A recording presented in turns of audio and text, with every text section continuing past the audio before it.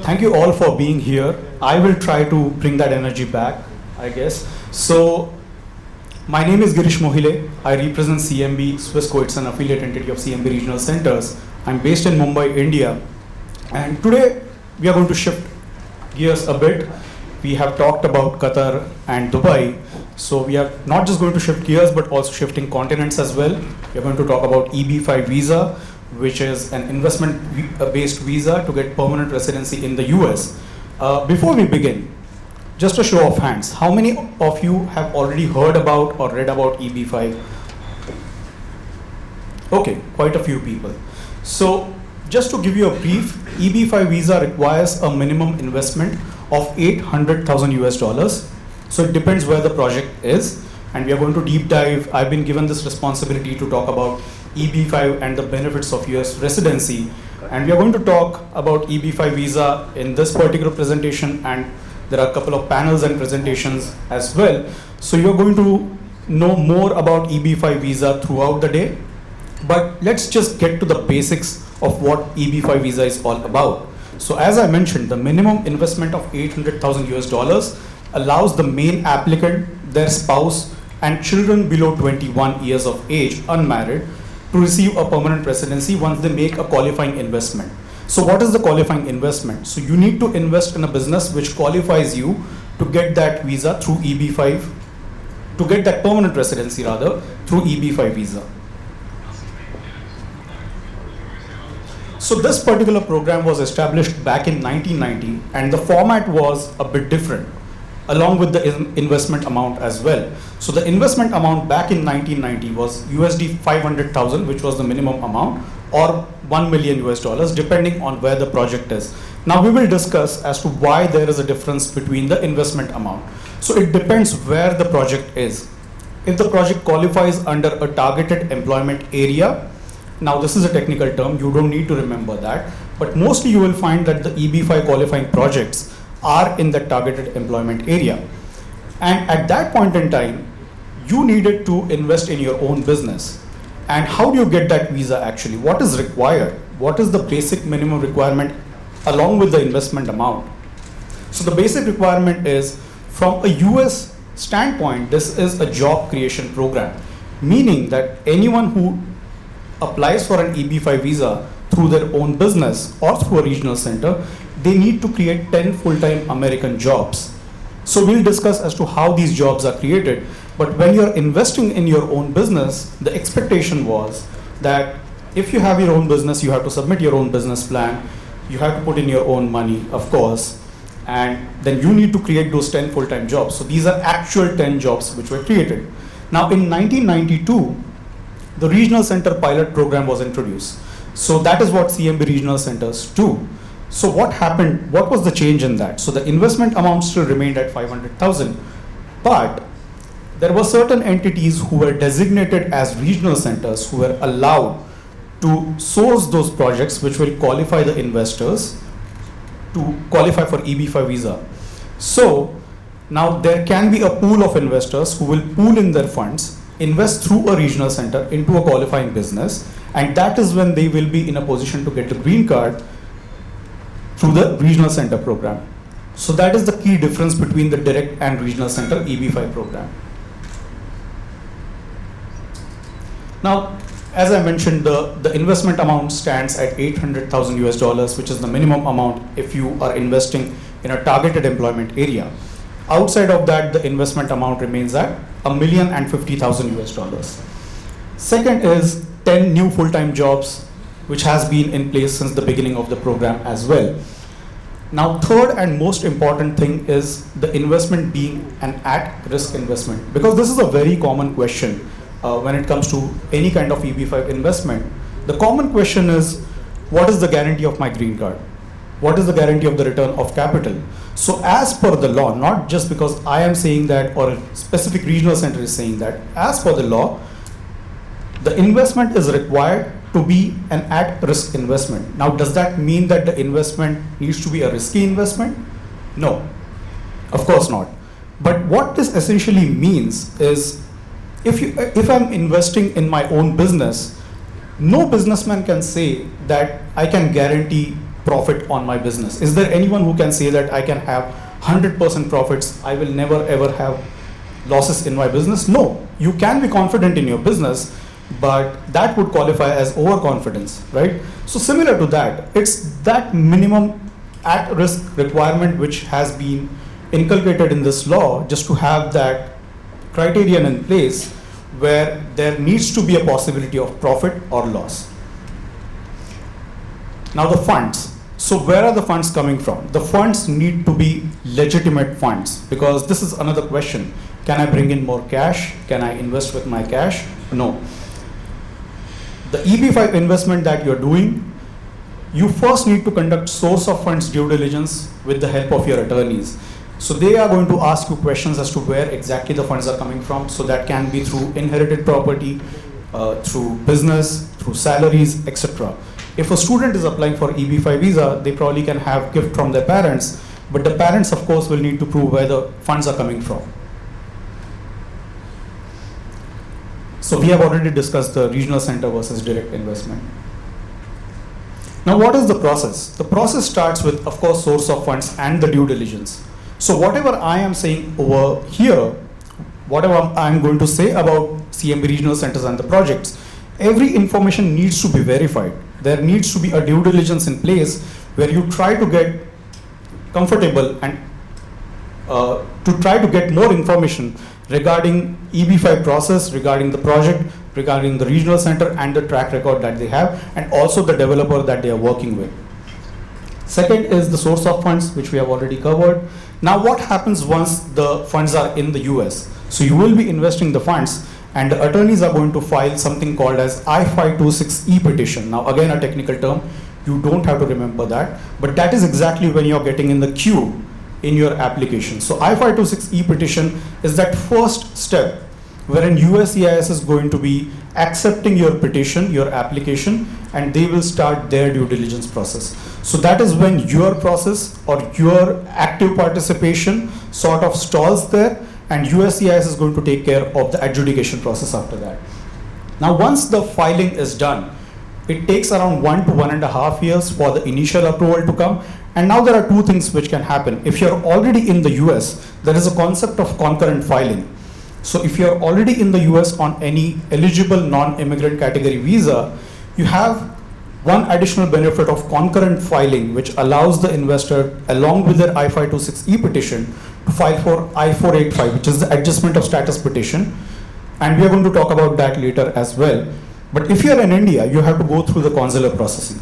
So once the application is approved, it will move from USCIS to the National Visa Center, from National Visa Center to your local consulate, and you have to appear at your local consulate. They're going to ask you questions. It's an interview where they are going to ask you questions about which project you have invested in, the source of funds, where they are coming from, and based on that, they are going to approve your application. Now, once the application is approved and you move to the US, that is when you have your green card.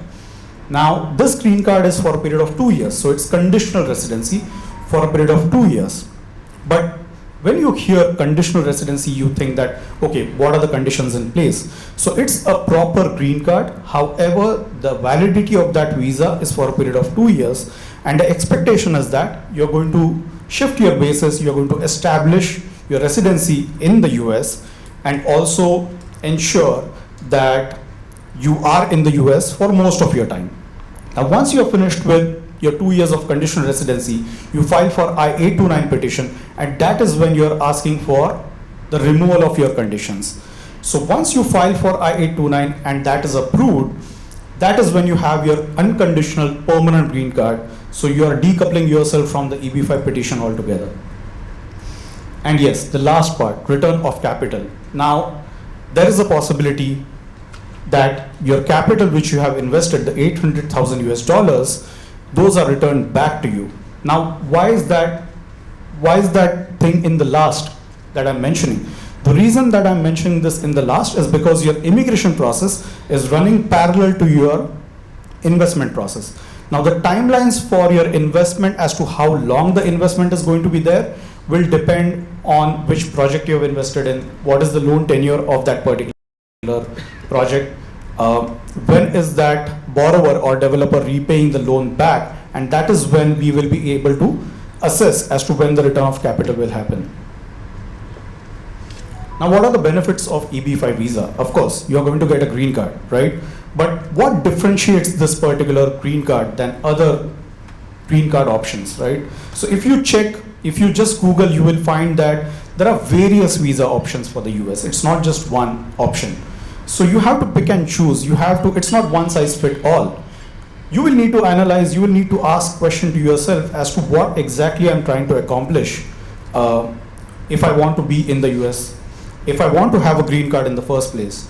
Because there are different visa categories, and within that, even in immigrant categories, there are different visa categories for immigrant visas as well. For example, EB1, EB1A, EB1C.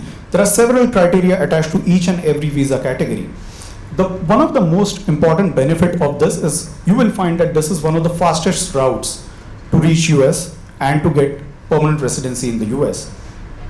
For that, you can just Google visa bulletin and you will find that there are different categories mentioned over there, and in EB5 reserved category, it will show as current C. That means that there is no backlog as far as EB5 visa is concerned.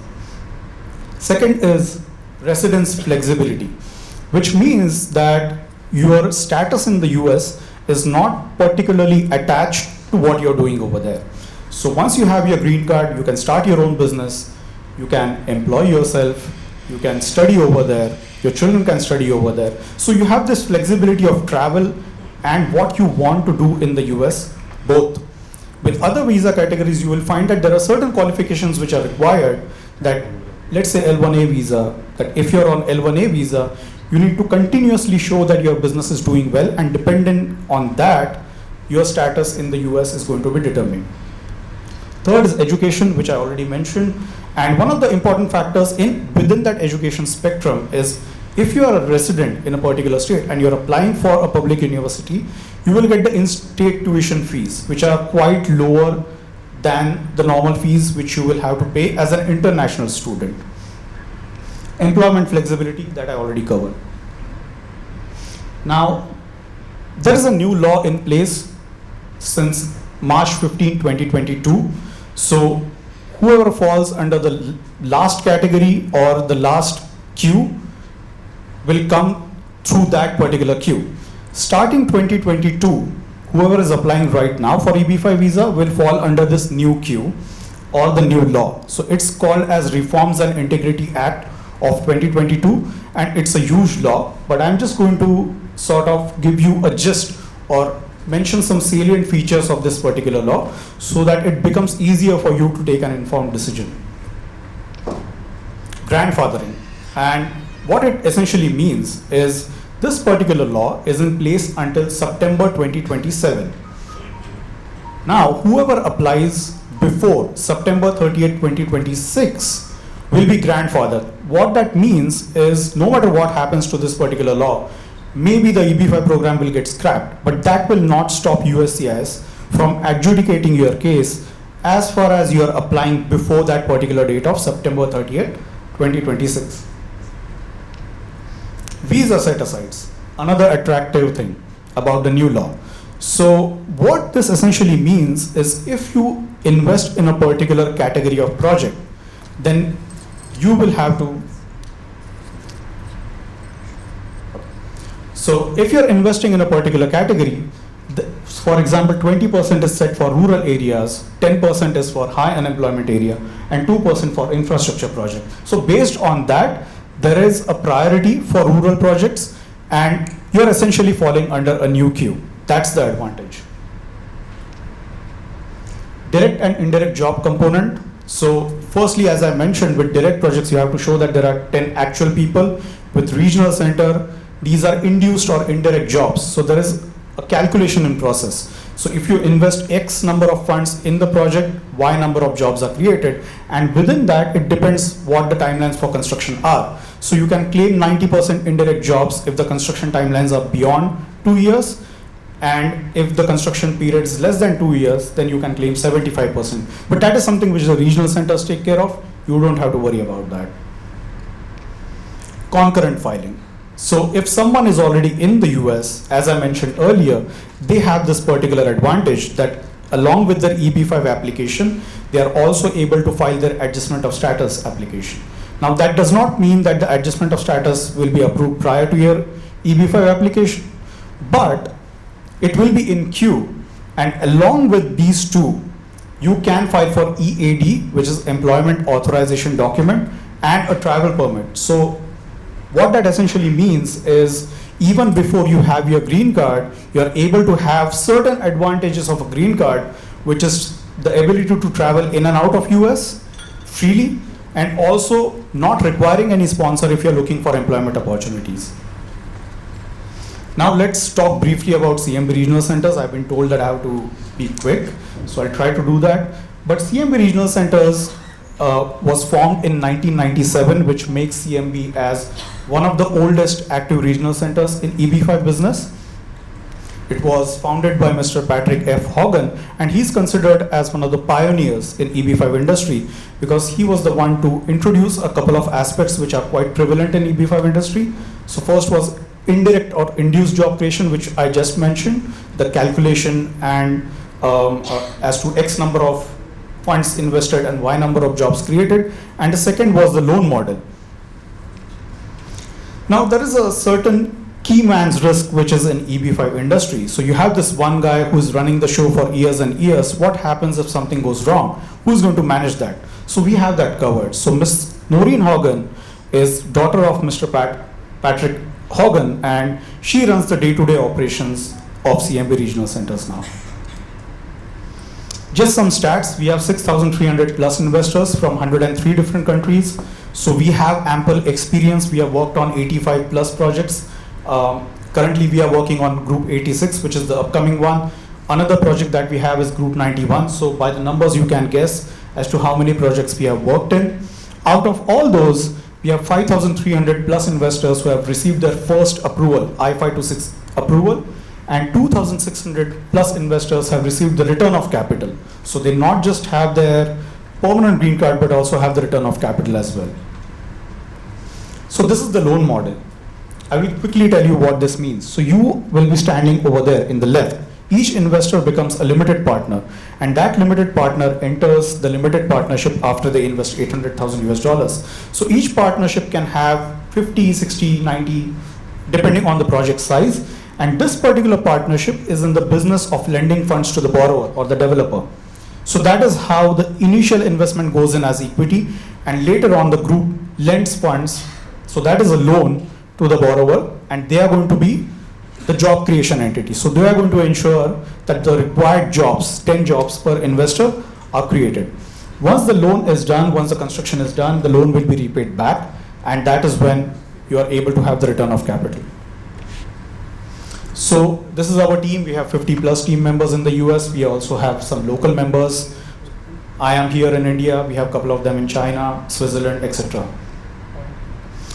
So 75 of the projects that we have worked on are already approved. So we have a track record in terms of approvals. Even with the new law, we have 4 projects which have already been approved under the 956F petition. And whatever I'm saying, whatever the partnership performance is, everything is audited by a third-party auditor. So there is a verifiable information which we can provide our potential investors and current investors as well, that what I'm saying is actually true or not. Now, let's just briefly talk about the developer that we are working with, because this is a very important aspect. Now, we have covered the track record of the regional center, but where are the funds going? The funds are going to the developer, and they are the ones who are going to repay the loan back after the construction is done. So Hillwood is the developer, and they have been running this show since 1988. Prospero Jr. is the principal of Hillwood Development Company. So obviously, Hillwood is part of the Prospero family. It's a construction arm of the Prospero family. And Prospero Senior, just to give you a trivia, he ran for president's election back in 1990s, didn't win, but he has the highest votes as an independent candidate. Now, these are the statistics between CMB and Hillwood. We have worked with them 40 times, and they have repaid back loans successfully on time, every single time, without fail, 25 times. We have more than almost 2,000 investors wherein the funds have gone into a Hillwood project, and 600 investors have already received the return of capital. The rest of them are still in queue. Now, again, very briefly talking about the latest project that we have, Group 86. So this is the 40th partnership that we have with Hillwood. It's called as Hillwood Gable House Apartments. So obviously, it's construction of a mixed-use residential built-to-rent buildings, and it's in Torrance, California. It's in Los Angeles, South Bay area. And it's going to consist of 218 units of built-to-rent houses. It's going to have 1-bedroom and 2-bedroom houses. And also with that, it's going to be a shopping center as well, and some retail centers as well. This is going to be in conjunction with Intracorp. So Hillwood is forming a joint venture with Intracorp, and they have 45 years of experience in this particular area as well. So if you see over here, you will see that there is a gradual rise in the rental market. So you will see that the average rental rate over here has increased year by year. We are seeing around 3,500 on average.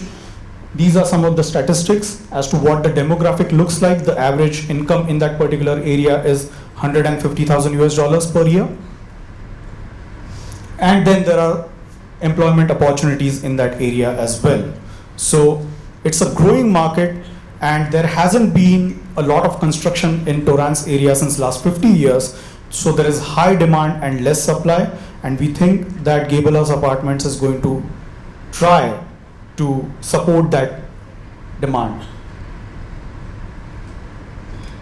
Of course, 10 jobs per investor, there is a huge buffer. So 59 investors in total, required job creation is 590. Instead of that, we are going to have 968 qualified jobs. So there is a buffer of around 64% in this. And this qualifies under the targeted employment area without saying, because the investment stands at $800,000. It falls under high unemployment TEA. This is the capital stack. So the total project cost is around 155 million. 54% is going to be coming through a senior construction loan, and around 30% is going to come through the EB5 loan. Rest of it is the developer's equity. This is the pro forma. We can discuss that at our booth, and these are some of the collaterals. One important collateral which I would like to mention is the completion guarantee. So of course there cannot be a guarantee as far as the green card is concerned, as I mentioned, because that is the immigration component, but the developer has given a construction guarantee. So the construction is going to complete. That's what it says, which means that the required job creation will happen. And that is either given to the CMB partnership or the senior lender. Even if it is given to the senior lender, the benefit of that trickles down to the CMB partnership as such.